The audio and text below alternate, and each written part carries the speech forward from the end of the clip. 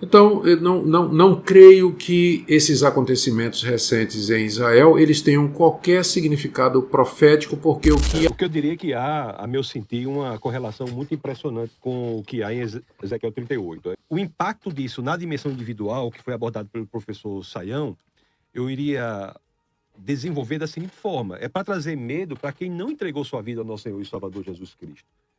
É para trazer posicionamento diante disso. A profecia é um chamamento, traz um chamamento individual à reconciliação com Deus. Fala, meu povo, como que vocês estão? Espero que todos estejam bem.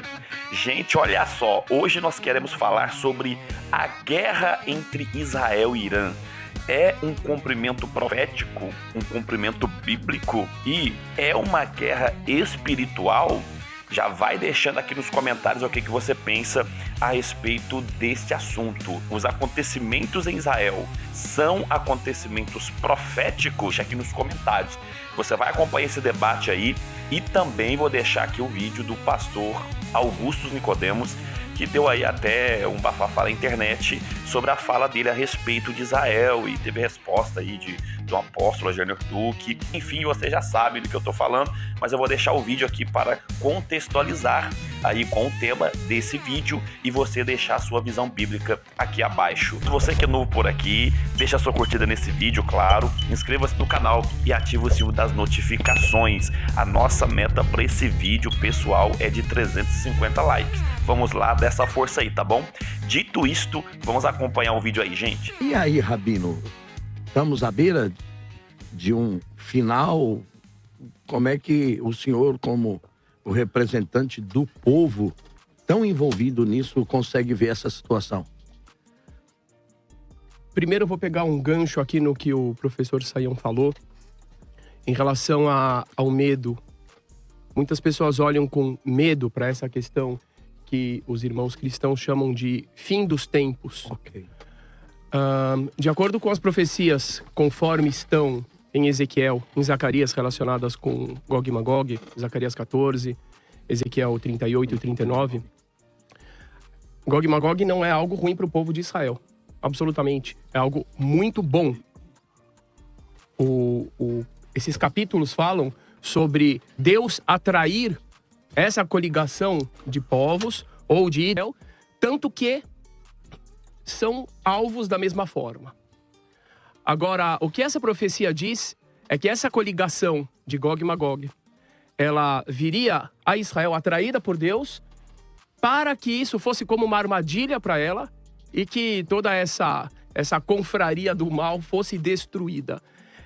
De uma forma micro, a gente está tendo até agora algo muito parecido, tanto pelo envolvimento dos nomes, e depois a gente conversa melhor sobre isso, quanto principalmente porque quando começou essa situação toda, quando Hamas ataca Israel, com o pretexto, com o pretexto de conquistar Jerusalém, assim como está em Zacarias, em Zechariah, eles vêm exatamente com esse pretexto, tanto que eles dão o nome para a operação de Tufan al-Aqsa, que significa dilúvio de Al-Aqsa. E parecia que Israel realmente foi a primeira vez que a gente pôde ver uma configuração onde o mundo inteiro estava contra Israel. Porque não era só Hamas, não era só o Irã, não era só... A gente viu manifestações na Europa, 500 mil pessoas na rua, em Harvard, em Nova York. Foi algo assim que, se não fosse muita fé, era caso de desespero. E hoje, passados 1 ano e meio, um pouco mais, a gente tem Hezbollah destruído, o Hamas basicamente destruído, os Houthis destruídos, o regime do Irã ali cambaleando depois de uma surra fora do comum do Mossad e do exército de Israel, que dominou os céus do Irã durante 12 dias, basicamente também de joelhos. Então o que a gente está vendo é um paralelo muito interessante, ainda que não seja um cumprimento pleno de tudo aquilo.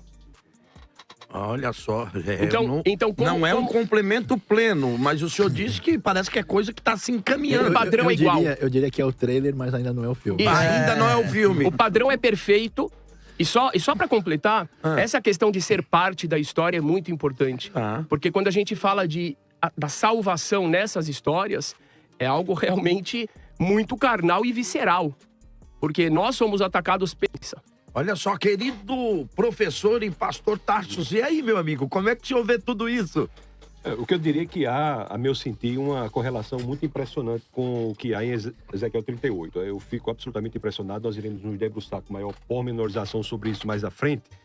E o impacto disso na dimensão individual, que foi abordado pelo professor Saião, eu iria desenvolver da seguinte forma: é para trazer medo para quem não entregou sua vida ao nosso Senhor e Salvador Jesus Cristo. É para trazer posicionamento diante disso. A profecia é um chamamento, traz um chamamento individual à reconciliação com Deus. Se há qualquer traço de semelhança com a profecia que há em Ezequiel 38, que merece bastante consideração, porque já se cumpriu de 37, por exemplo, no restabelecimento em 1948 do Estado de Israel, inclusive pela presidência de um brasileiro, Oswaldo Aranha.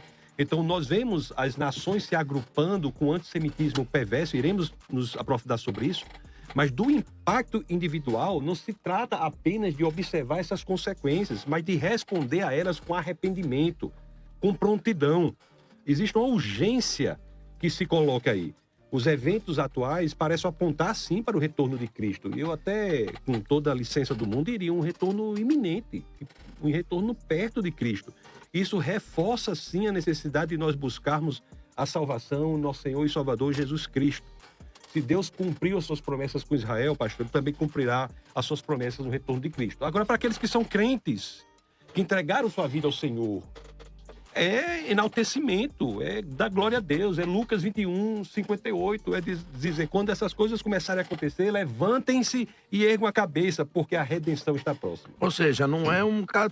O senhor está dizendo, então, professor, que de alguma maneira parece que esse conflito, que uma guerra, até vi o professor Saião dizendo, de ambos os lados, né, professor, são vidas que se perdem, né? Eu vi o senhor dizendo isso mais ou menos com essas palavras. Sim. A gente nunca quer mais... parece que a guerra também é um mecanismo, né, para algumas vezes de praticar ou de se fazer justiça, né? Infelizmente. O senhor está dizendo para mim que tem um lado positivo nesse conflito? Um positivo para a salvação, para, de repente, um despertamento espiritual daqueles que nunca se interessaram em conhecer a Jesus? Eu não sou a favor do conflito, eu não defendo mortes, eu não defendo assassinatos. O que eu estou dizendo é que o conflito no Oriente Médio, para que você consiga entendê-lo plenamente, você tem de levar em consideração que é uma batalha espiritual, com forças malignas envolvidas, fomentando não só violência, mas antissemitismo. É absurdo porque estava cheio de Hamas. Eu já volto para o senhor já.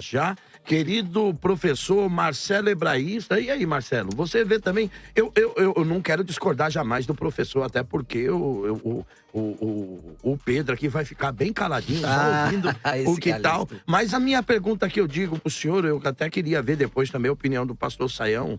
O professor Tarsus está dizendo para nós que há um mundo espiritual por trás de todo esse conflito. Como é que você vê, Marcelo? Nós que somos mais pentecostais, temos a tendência de espiritualizar demais esse negócio? Tá mais quente aqui o ambiente agora. Não tá, não?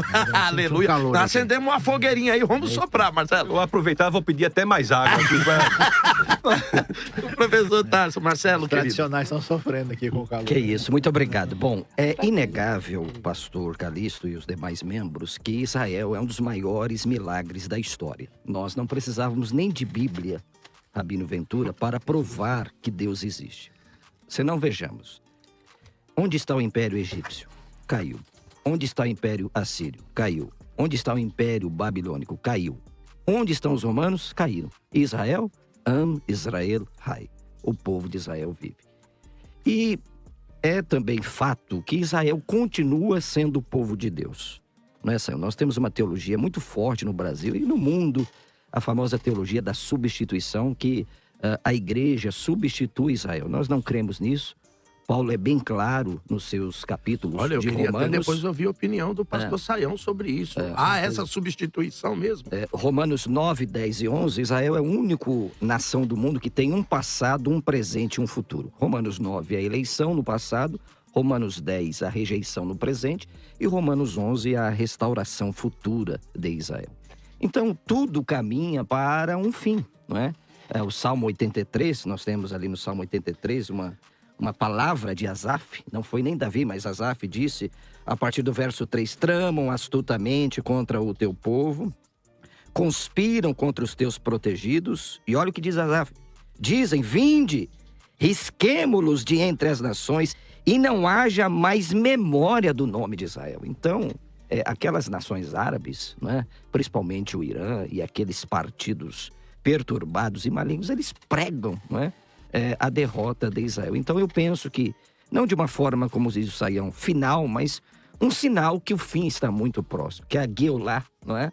Que a redenção está muito próxima, devido a tudo isso que está acontecendo no mundo, essa onda crescente, não é, Saião, professor Tasso Rabino Ventura, de antissemitismo. Eu acho que é muito bom explicar essa palavra antissemitismo, né? Anti, esse prefixo grego que significa contra ou no lugar, e Shem, no hebraico, é nome. Então, o antissemitismo não é apenas contra os judeus, é também contra eles, mas está claramente ligado à destruição, abre aspas, do Deus de Israel e do povo que Deus escolheu para ser luz. Como o senhor citou E do no Salmo. nome, exatamente, e do nome que envolve tudo isso. Olha, querido professor Saião, eu queria até perguntar para o senhor, professor Saião, não querendo tirar o senhor fora do foco do senhor, mas esse conflito é de agora? Essa nação representa outra nação, outro império? Porque parece que o Irã é um povo muito antigo, que já teve um relacionamento, algumas vezes até de amizade com Israel, não é isso? Então, acho que tem um pouco de confusão, e aí a gente precisa olhar o outro lado da história. É assim, ninguém, né, inclusive nem o povo judeu pensa assim, quer colocar um estereótipo dizendo, ó, árabe é ruim, é inimigo, iraniano é inimigo, turco... O foco não é esse. Tem gente muito extraordinária, maravilhosa, no ambiente árabe, turco, entendeu? Iraniano. E o que o pessoal não entende é que ali não é tudo a mesma coisa. O Irã não tem nada a ver com o mundo árabe.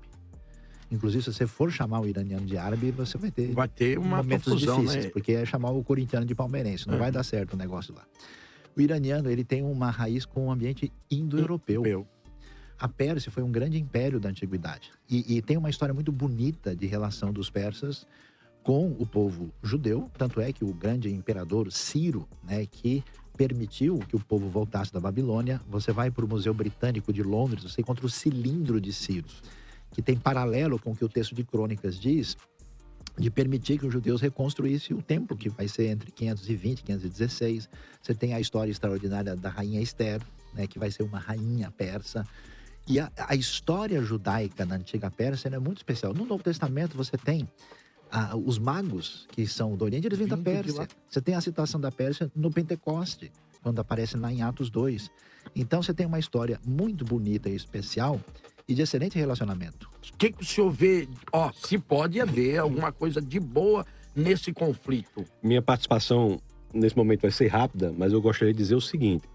De tudo que falamos, né, principalmente o professor Saião e eu abordamos mais especificamente Ezequiel 38, embora com a cautela que o professor traz, com a qual, em certa medida, eu concordo, isso indica para os fins dos tempos. A questão aqui no debate é, será que o conflito Israel e Irã indica para o fim dos tempos? Com maior ou menor intensidade, indica. Para nós, o que deve ser feito? Qual é a mensagem disso para nós? É uma mensagem de medo? Não. É uma mensagem de quê? De encorajamento. Porque as profecias se mostram cada vez mais verdadeiras. E do ponto de vista individual, independentemente da história, das religiões e de seja lá o que for, só há salvação unicamente por meio do nosso Senhor e Salvador Jesus Cristo. Ele é o único caminho que dá acesso ao paraíso. E isso, para nós, traz uma mensagem. A mensagem de que preguemos o evangelho, preguemos o arrependimento, preguemos a saída para que possamos saquear o inferno e povoar o céu. Essas profecias, ela tem um impacto prático relevante que extrapola o senso meramente acadêmico que está sendo colocado aqui na mesa. O impacto de dizer que as profecias estão se cumprindo, o fim dos tempos está se aproximando e urge que nós nos coloquemos enquanto evangelistas que somos. Spurgeon já dizia, todo cristão ou é um missionário ou é um impostor. Ou é um missionário ou é um impostor. Tudo isso serve para quê? Tudo isso serve para que nós saibamos que somos chamados aqui para refletir a glória de Deus para o mundo. Nós somos chamados para proclamar a palavra da salvação.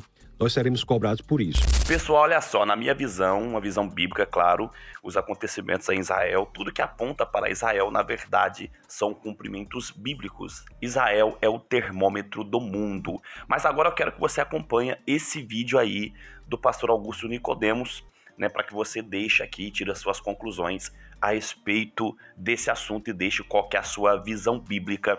Os acontecimentos em Israel são cumprimentos bíblicos ou você acha que não? Deixa aqui nos comentários. Acompanhe o vídeo do Augusto Nicodemos. Essa posição escatológica que eu tenho, que é o amilenismo, não considera mais Israel como tendo ainda algum papel dentro da história da redenção. O que Deus tinha para fazer com os judeus e com a nação de Israel, ele já fez. Agora, o seu povo não é mais a nação de Israel, mas são todos aqueles, inclusive judeus, todos aqueles de todas as nações que creem no Senhor Jesus Cristo. Então, eu não creio que esses acontecimentos recentes em Israel eles tenham qualquer significado profético, porque o que havia de profecia a ser cumprida com relação a Israel, Deus já fez. Pessoal, olha só, essa aí foi a visão aí, Pessoal, essa aí foi a opinião do pastor Augusto Nicodemos, né, da qual eu discordo, claro que dentro de uma visão bíblica, né, apenas uma opinião, discordo despeitosa, mas discordo teologicamente. Bom, essa é a minha opinião. Eu penso que Israel, na verdade, dentro de uma visão bíblica, em um contexto bíblico, ela é o termômetro do mundo e tudo que acontece lá, acredito ver com profecias bíblicas. Mas, como eu já disse, deixa aqui a sua visão a respeito desse assunto aqui nos comentários. Pessoal, esse aí foi o vídeo. Obrigado a você que ficou até aqui. Até a próxima, gente!